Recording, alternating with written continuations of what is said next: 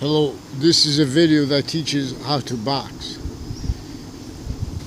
Shadow boxing is one of the greatest ways, one of the best ways to learn how to box. In which boxing is, you have to sustain punches, otherwise you're going to get hit. And you have to sustain a way to adapt for when you get hit. In other words, how to avoid punches, how to block punches, which are two different things.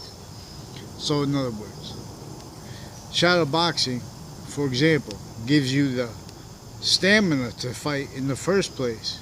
If you ever see how people get in fights, then even if they train karate, whatever like that, or in other words, if they don't do it as a discipline where they do jogging, if they're not an athlete in shape, even if they are, they start getting winded.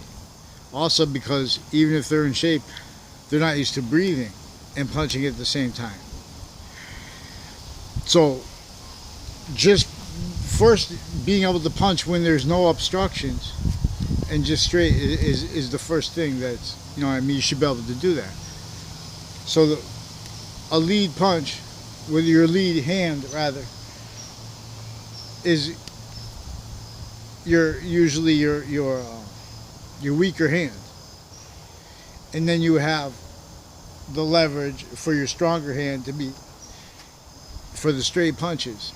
Now this is going to be, you have to make adaptations per the way you're built and also per how your opponent is built. So, but to make those adaptations, see, we're going to bounce on the balls of our feet, so, and we're going to keep. See, while you're doing this, you could see as a target. If you're standing there like this, come on. Now you're a target that can be measured. And especially if the guy's bouncing on his feet like that, then the guy's going to be here, and you're going to go like this. Now you're following the guy, and your plan to just going to take you more time to take those angles and to follow the guy.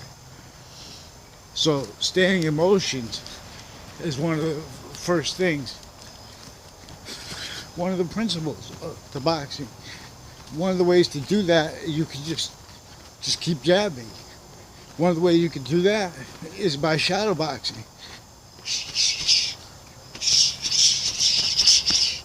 So it's just jab and right hand.